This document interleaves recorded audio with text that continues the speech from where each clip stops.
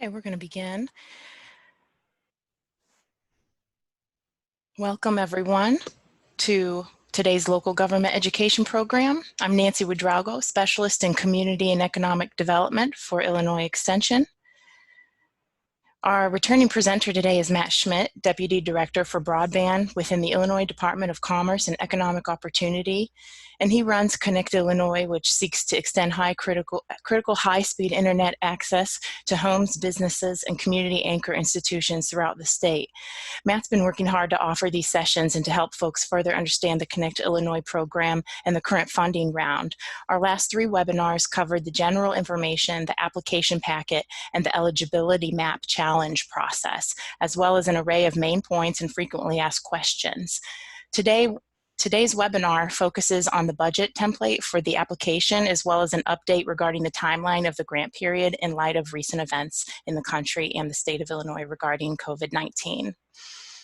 If you haven't already done so, you'll want to listen to the previous webinars, which are available on our website at go.illinois.lge archives, and I'll put that link into the chat box during the presentation. You'll also receive a follow-up email with all of the materials from all of the webinars. Before we begin, please know that any questions you have at any time should be added to the chat space, and we'll work to get those answered after Matt has covered his main talking points. Please keep your microphones muted during this time. Matt, again, thank you for being here, and I'm going to turn it over to you now for your presentation today. Thanks. All right, well, thanks again, Nancy. I really appreciate everything that you and Extension have done over the last month or so to make this webinar series possible. And the feedback that we've received from folks listening in has been entirely positive. And so that's all attributable to your work and Extension in making this partnership happen. So thank you. I guess I just want to recognize the obvious here, folks. The environment in which we're operating is so much different now than it was when we started this webinar series, and we want to be sensitive to everything that folks are enduring and what may lie ahead. And so we're proceeding cautiously with our grant program. We know there's been a lot of work that has gone into this for months on the part of applicants and providers and other stakeholders. And the funding it's bond proceeds. So it's sitting there and it basically can only be used for this sort of work. And so we really feel as though what's happening in our world right now shines a bright light on the importance of connectivity, whether it's for telehealth or distance learning, connecting with family members and loved ones, just engaging in our economy. I'm sitting at home, my daughter's in the next room, and you may hear dogs barking. And so that's just part of our new reality here today. And so we just want to recognize that we're treading lightly, but we want to do the right thing here and recognize the value of this kind of investment right now, I think is more important than ever. And B, just the tremendous work that's gone into getting applications to the point where they're at. And so, as we've said all along, this is an open process, and we welcome all feedback, and that doesn't stop now. And so if you have any needs or recommendations, suggestions, don't hesitate to either chime in on the webinar today, or I think you all know how to reach me. Of course, you've got that broadband@illinois.gov email address that we keep pointing into. And so today we wanted to spend time on a couple of things here. First, some updates regarding our application process that I'll start out with. An email went out earlier today to all past webinar registrants, so you probably have this in your inbox already, but we'll go over that again in a moment. We also want to spend a little bit of time on a couple aspects of the application itself, and then also talk a little bit about the budget template and the bondable expenses. We continue to have refined understanding in direction for folks on what is bondable, what is not, and so we just want to share that information with folks. I think we'll have plenty of time for Q&A at the end today, and also we'll continue to update our FAQ document in the coming days, just to make sure you all get as much useful information as quick as possible. And so in the slide ahead of you here today, we have I think a snapshot of what our Connect Illinois web page looks like today at this moment. This is going to be updated later this afternoon. We've got a series of updates in the queue, and one of them focuses right underneath this broadband grants heading with a tab, Applicant Update. And so what we'd like to do here is flag a couple of pieces that have changed in light of recent events. And first of all, we are extending our deadline for the Connect Illinois grant program 1 week until Friday, April 10th. And we've received feedback, folks asking us not to move the deadline at all, others asking for an extension longer than that. And we just really feel as though we want to deploy these funds and try to take advantage of the upcoming construction season as best we can. As Ed mentioned, these are bond proceeds that can only be used for this kind of work. And so we want to make sure that we're investing in the kind of 21st century infrastructure that we absolutely need today. And so we have an extra week to help folks. Given the current circumstances, we understand a lot of applications are ready to go, and I expect to see them trickling in here in the coming week or two. And so the second update is we've streamlined our budget template, and that will be reflected both on our Connect Illinois website in this to be posted applicant update tab underneath the broadband grants heading. And basically what it does is it asks for the same kind of information, no new or additional information, but it just consolidates that template a little bit and makes it even more focused on broadband.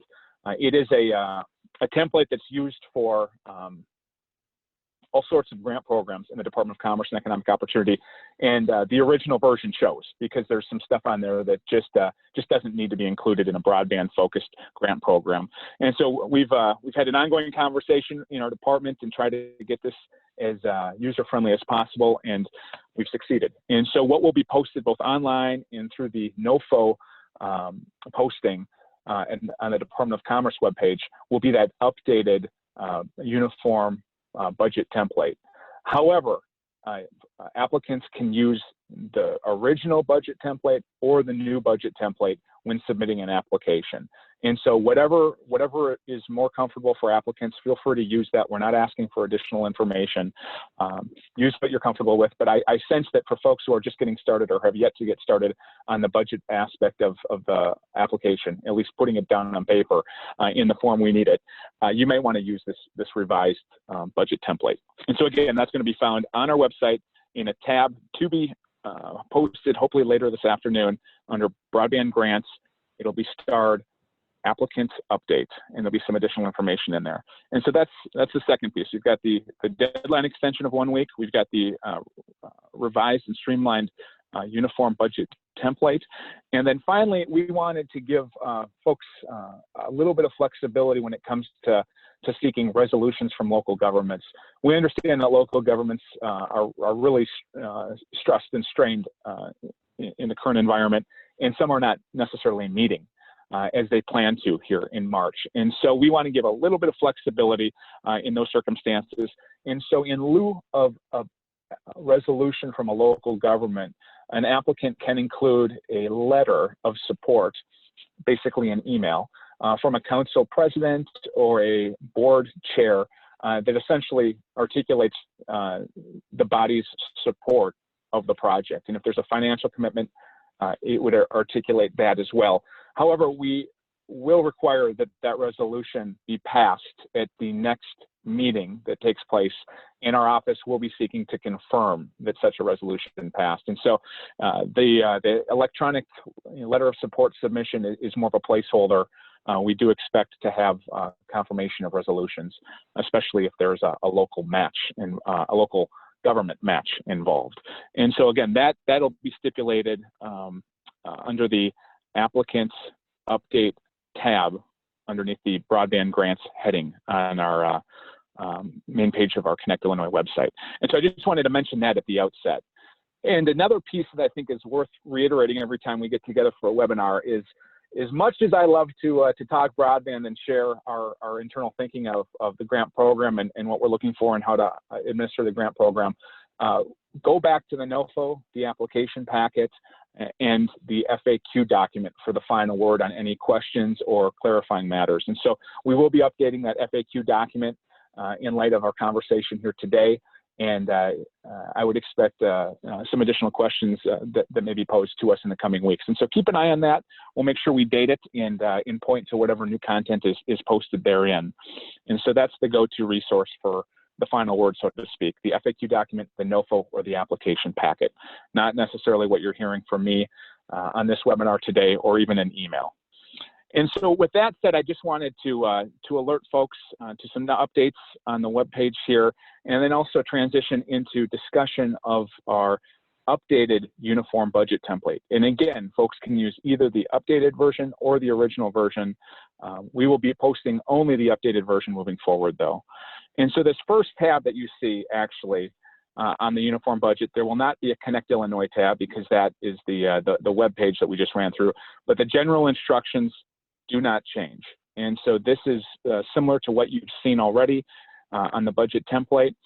It should provide a good overview of what's needed and where you should be putting key information. And so if there are any questions with the general instructions, we can revisit this. Otherwise, I'm not going to take you through every line of this right now. I'm moving to section A.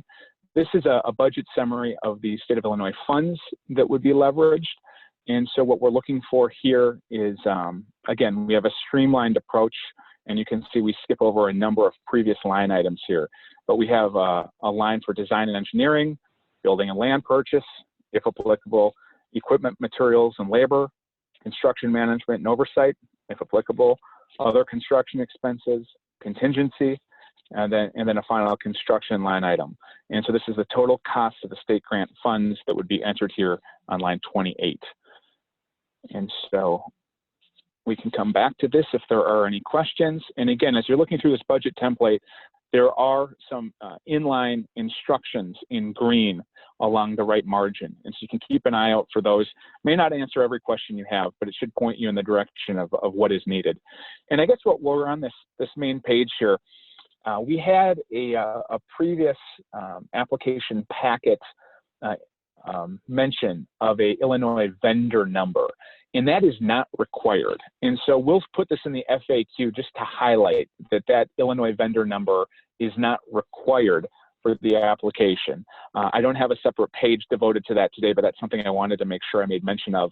You can see it's not asked for in the uniform grant budget template here.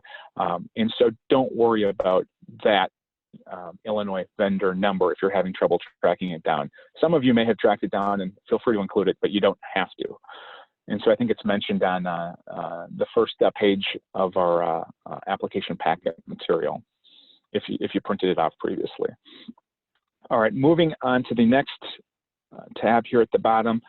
And this deals with our indirect cost rate information. And folks, you really don't have to spend a whole lot of time on this because indirect costs are not reimbursable here. And so the box has already been checked for you on line 26, section 5 here. And so because this is a uniform budget template, and as we're running through applications, there are pieces that need to be included for our grant review team and our Department of Commerce and Economic Opportunity. This is one of those pages, just so you know, it's here for that reason. And so moving on, section B. So this deals with non-state funding that will be brought to bear. So basically that required 50% non-state match. Of course, applicants are encouraged to exceed that, and our scoring will award points to applications that provide 55% or more of total project costs in non-state match, but 50% is the threshold. And you can fill in that information at top here. And then also as you run through these line items, these are the same as you saw in section A, except this is where you put in the non-state match component of design engineering, building land purchase, etc. And of course, we want you to tally it at bottom. And again, you can see instructions to the right. We've received a question if the certification page is required, and it absolutely is. And so, and I checked just to make sure. Again, we want to streamline this for folks. This is something that you have to take seriously. And if you have any questions about this, let us know. But this page is in here for a reason, as are all the pages included in the revised uniform budget template. Now moving forward to the design engineering tab. If you would like to include design or engineering costs, you can put line items in here. Certainly, you are welcome to add lines if necessary. We're looking for a state total and then a non-state total. And so generally this would be split 50-50, but if you're exceeding that 50% threshold, it typically would not. And so we're looking for you to do the math on your side. We'll double check it on ours, but this is where you would put in place the design or engineering costs associated with your application and project, I should say. Now this next piece, the building and land purchase, again, this is coming from a uniform budget template. And so this is one of those pieces that I don't expect that we're going to see a lot of line items filled in on this, but if there's an easement purchase or related costs, this is where you would do that. And again, state total, you'd enter the same piece, non-state total below here, sum them up, and you're good to go with this piece. Moving on, we have our equipment, materials, and labor tab. And you can see this actually populates some line items because we have specifics that we would expect would be included in just about any application. And so we've actually filled these line items out. And this page probably helps bring to light what we're looking for as you fill this out.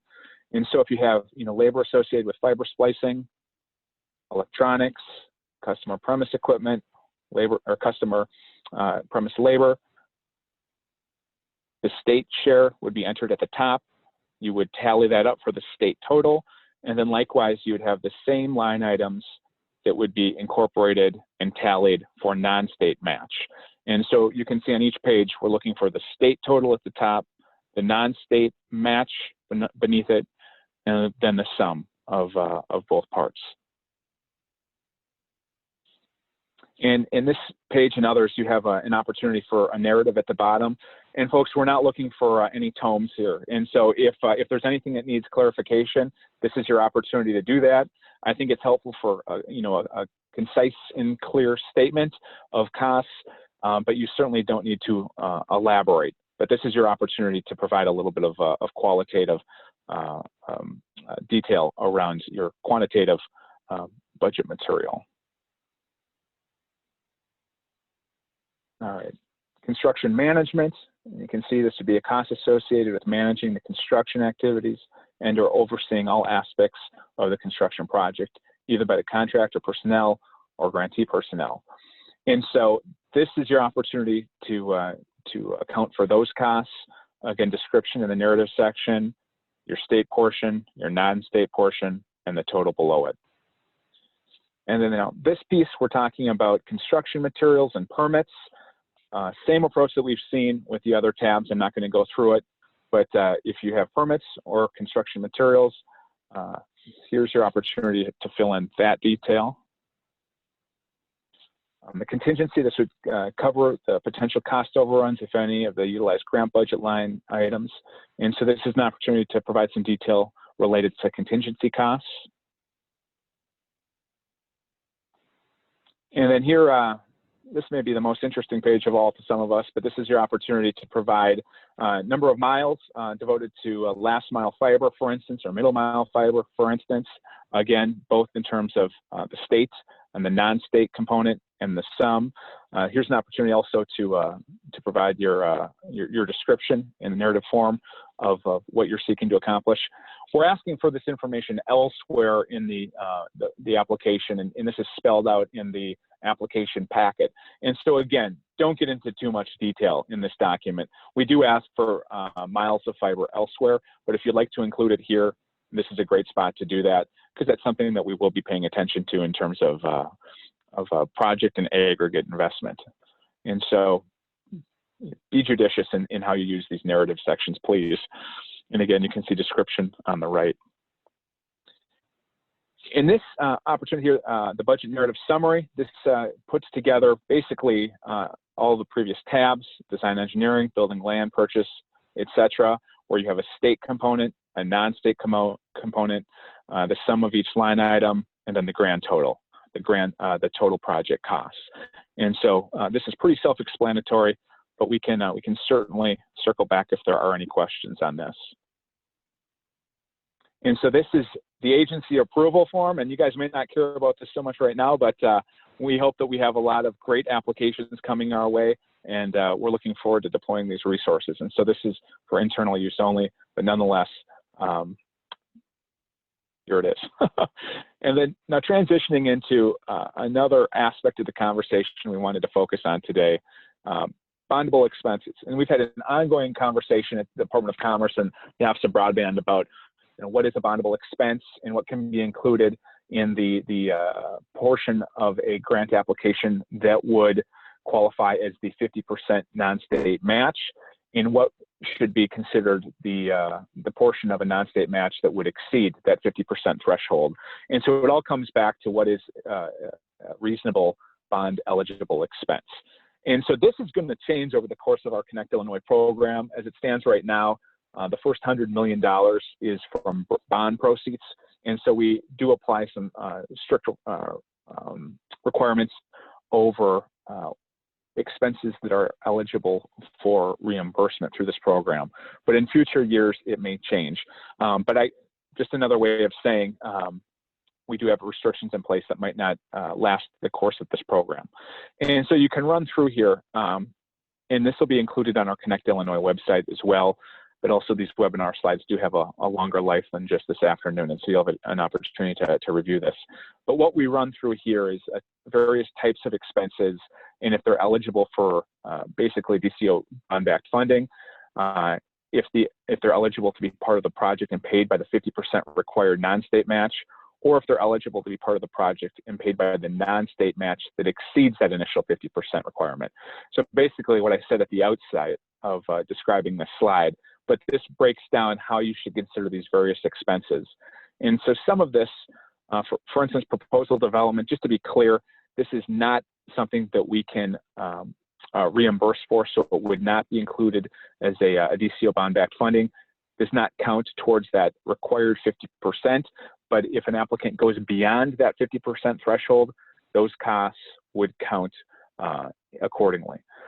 But as you move further down here, network design, fiber construction planning and design, construction permits, a lot of the material that you saw in the previous tabs that we just went through, that is eligible for bond proceeds driven state investment. It counts towards that required 50% match. And if you go beyond that 50% match with it, you'll get credit there too. And so a lot of these costs or expenses are fairly similar in that regard. They're longer term. They meet our bondability guidelines, but others are less so. And this particularly applies to equipment that may not be particularly durable. And so as you move down here, various broadband innovation equipment. So if you're thinking smart cities, for instance, there's a lot of equipment involved there, or telehealth or distance learning, really important stuff. But it's not necessarily long-term investment grade material. And so it would not be eligible for that direct state investment or the required 50% non-state match. But again, if you're including it in your project, we want to hear about it and we'll give you credit for it. It just has to be accounted for in the portion of the non-state match that exceeds 50%. And so folks, I hope that makes sense. I've said it a couple of different ways here, but this page hopefully is of help to folks. We've discussed a number of these categories and specifics, both in our FAQ document and in previous webinars, but this is an effort to put it all in one place and give some guidance. Hopefully there are not any surprises here, but we're certainly happy to run through this if there's some need for additional conversation about it. And that just brings us back to our Connect Illinois website here. And so this again, folks, if you've been following this, it's had a lot of hits, and so that's great, a lot of traffic. The plan is for this to get a significant upgrade in the coming month or so, but I'm not sure if that project is still on pace. And so if this changes between now and when we grant awards, we're going to strive to make sure the content does not, and that it's still reasonably user-friendly, and that we have all the content available in a way that you can easily find it. We've previously run through a lot of this content that's posted on here. If folks want to learn more about the Illinois Century Network, for instance, and how to leverage that or other existing state assets as part of your proposal, this would be the place to look. I had mentioned the broadband grants, and that at some point this afternoon, we're expecting an additional tab to be placed underneath this heading for applicant updates that summarizes the information that I mentioned before. We also have a direct link to our wireline service map. This making connections piece it's been a steady build of folks providing a description of their needs or the services, the partnership that they would like to offer. I think this is going to become a much more sophisticated tool as we move forward in the Connect Illinois program. But for right now, we have a a small handful of folks who would either like better service or would like to partner with providers or applicants in taking advantage of the Connect Illinois program. So that's something to look to. Again, our webinar series will have all 4 of our webinar broadcasts posted here for the foreseeable future. And so you're welcome to revisit that. And as Nancy had mentioned at the outset, I think we'll likely have a report out webinar where we can kind of talk about the lessons learned from this first round of funding. And as we had mentioned at every step of the way, we want to make this an iterative process that evolves over time relative to feedback we receive and I guess the current environment. And so this is an opportunity for us to garner additional input moving forward.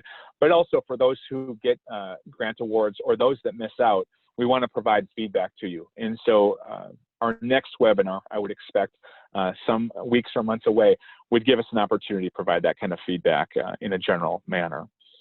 And then our FAQ document is stored here. We will have an updated FAQ document, hopefully this afternoon, if not, likely early next week with additional questions. And then the rest of this is very important material here. Moving down, broadband maps and data, we look to be putting additional resources here. And then I think folks know how to contact us and learn more about the broadband office, conducting speed tests if you're interested in knowing where you're at. All important information, but I'm guessing that most folks are most interested in the broadband grant section right now. And so we'll make sure that we direct updates that are useful to applicants in the final weeks of this first round under this heading and make it very clear what's changing and what's new. And so keep an eye out for this. And so with that said, I think I'll pause. We're about halfway through an hour that's been allotted. I don't know how many questions may be out there. Happy to try to address whatever has popped up. And if folks would rather save their questions for email or just have a conversation over the phone, I'm certainly happy to do that too. We really want to be as helpful as we possibly can in the closing weeks. And again, as I had mentioned at the outset, the environment we're operating under, we're trying to strike the right balance here and both take advantage of this really one-time opportunity to invest in broadband that can be part of the 2020 construction season and certainly deployed sooner rather than later. But also we recognize that everyone's lives have changed dramatically and we don't know what awaits in the coming weeks. And so we want to be reasonable, but we also want to acknowledge that a lot of work has gone into this process already, stretching back weeks and months. And our Office of Broadband is poised to look at those applications that we receive, and we're expecting to receive quite a few, and on a competitive basis make some awards. But that being said, I should just emphasize, we don't know what the coming weeks hold, and we are not obligated to award any grants. We fully expect to, and we expect to proceed as we've discussed along the way, but we're going to have to take this day by day and week by week. And in any way it affects you and your applications and your planning for the 2020 construction season and thereafter, we'll do our best to stay in close contact with you. And again, the Connect Illinois website is probably the best resource for getting that information, and we'll try to make updates as clear as possible for folks. And so with that said, I'll catch my breath. Nancy, back over to you. Thank you very much, Matt. That was very thorough, and I see some questions now that are starting to come in. The first question is in regards to the budget template, so you might want to toggle back to that to answer that question. But one participant is asking that on Section A, the tab, Section A tab of that spreadsheet, there is a field for the grant number. Where do we find that information? Don't worry about that, folks. Sorry, that's one of the things I meant to answer on the front end.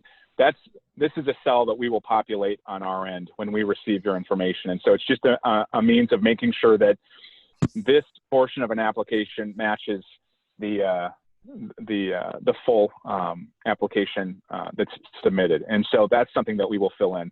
Sorry for the confusion on that. We really should have a direction right here that says for agency use only. And so that's for us to attend to. Oh, great. Okay.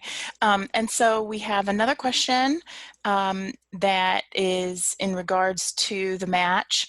Can we include customer premise equipment in the non-state match? So this is a great question. And so this brings us into some of the expenses in this area here. And so generally customer or premise equipment is not necessarily long-term, it's not bondable, and so it does not count towards that 50% requirement, but you can include it in the non-state match that exceeds 50%. And so that may not be the ideal answer for folks. We're giving you credit, and so make sure you include it in your application as a cost, and it'll help drive up your non-state match. But it just cannot account towards that first 50%. Okay. The next question on here is also in regards to the budget template. The design engineering tab talks about construction observation, but the construction management tab would also cover that same cost. Where is it preferred that the cost be placed? So folks, I would rather have this sort of expense going to design and engineering. And so I think there are a couple of tabs on here that may not be populated. I think construction management might be one of them. And I guess we'll find out. This is our first run through this program. Also, I think the building and land purchase tab may not be populated. And so if you don't have anything, that's fine. You don't need to populate these tabs. If you'd like to leave a comment and just direct us to where a cost is included, you're welcome to do that. But I think the design engineering tab is the one for that expense.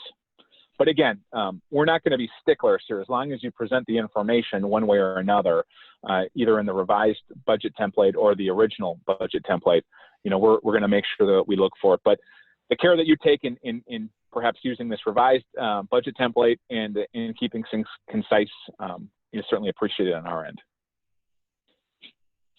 Okay, and the next is sort of just a lead comment. We're discovering how important connectivity and broadband really are, and I didn't know if you wanted to say more about how that might impact the whole program, the process, or any of the sort of steps from start to finish for this endeavor.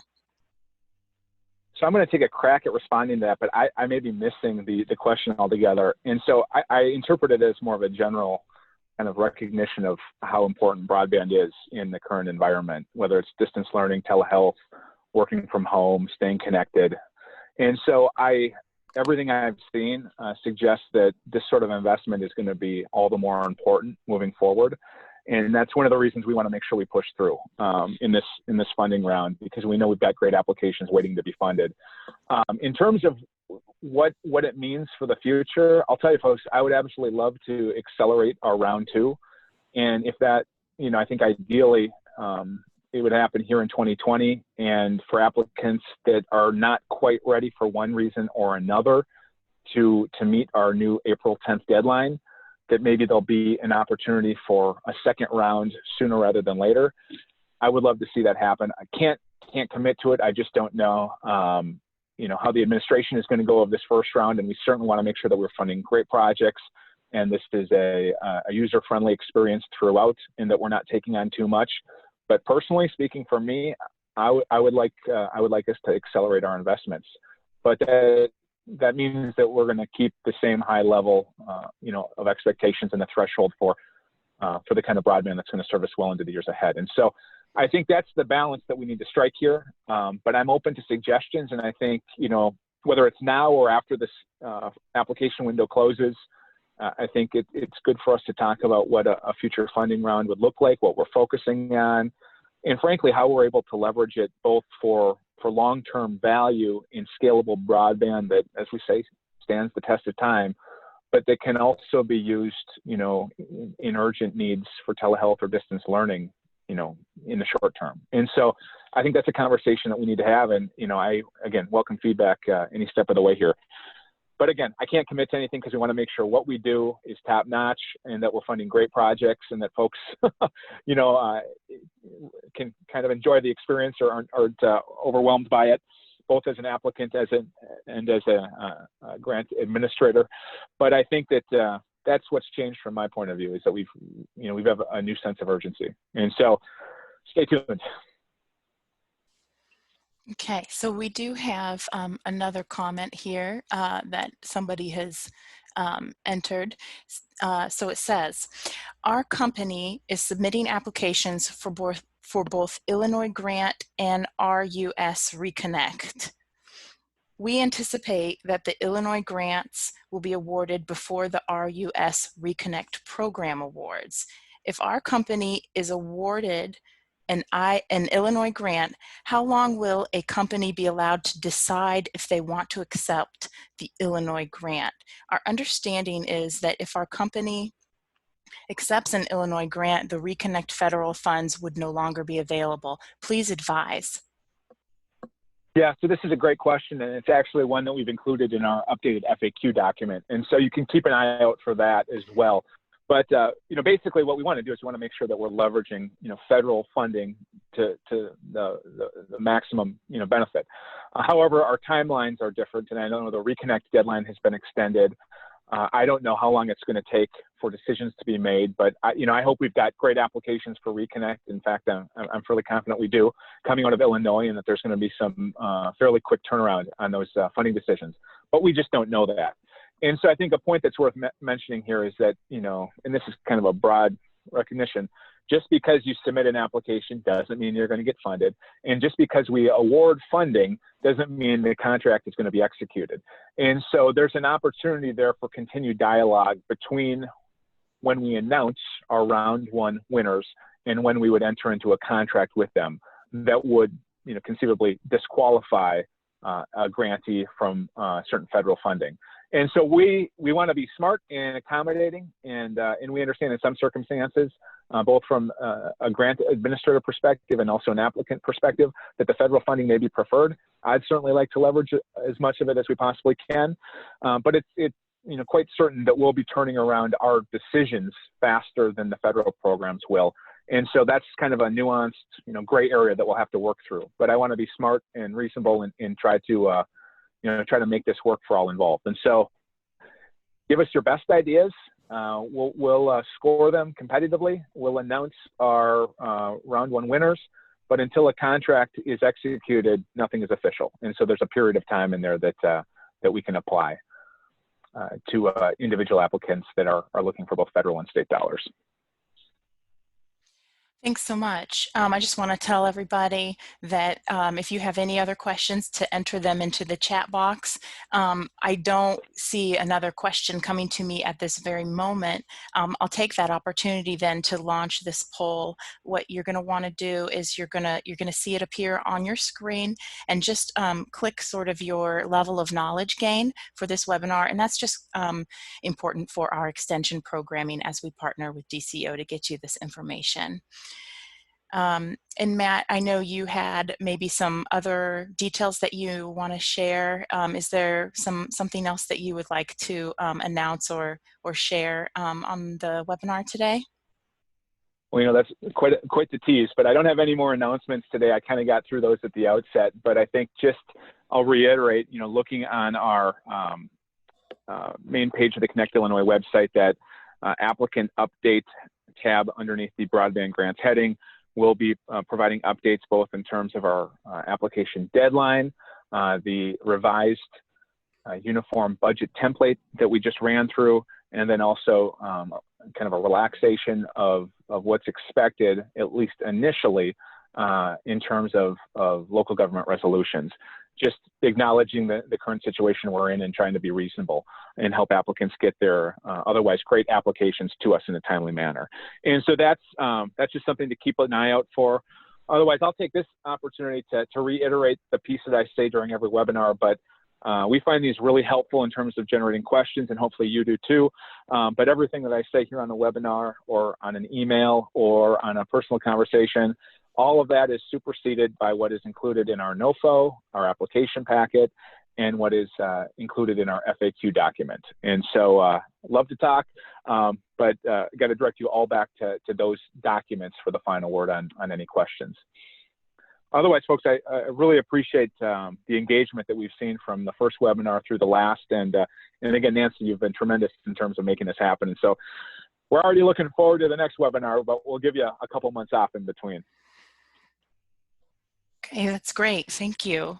Yeah, I do believe that there's probably going to be also more questions. I see some questions coming in that are via email, people wanting to maybe just talk to you directly, but not on the webinar Oh, sure. setting, and that's completely understandable if folks want to have a one-on-one via email or a call or whatever. I also wanted to mention that we do have webinars every once in a while that they're sort of frozen in time once they're put up online, and I think everyone can expect that information changes, but it's a really good sort of disclaimer that you make, Matt, and I feel like we could make the same one along with you, especially during these times. Right. Yeah.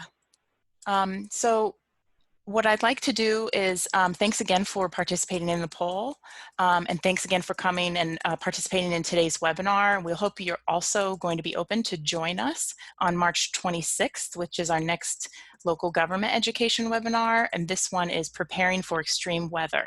We're going to have state climatologist Trent Ford on the webinar. He's going to discuss the science and impacts of climate change as they relate to water in Illinois. We're going to have a water engineer, Sally McConkey, who's going to be on. Both of them are from the Illinois State Water Survey, and they're going to be, she's going to explain floodplain information, how to interpret that information for your communities. And so they're just going to give some tips about what's to be expected and what's to be done in the different parts of Illinois that's going to see some extreme weather coming up here this spring and this year. So for more information about the webinar, you can visit our website at go.illinois.edu/LGE. I'm also going to include the information about the next webinar in the follow-up email today, as well as all of the information from these 4 sessions from the DCEO on Connect Illinois Broadband. So that's going to be quite the email that's going to come out, and we're going to probably publish a little bit more online in regards to getting all of that in one place. So you can always go to our website, go.illinois.edu/LGE, to see updated information as well as any upcoming webinars. So thanks again for participating, and thanks for your interest in extension programming.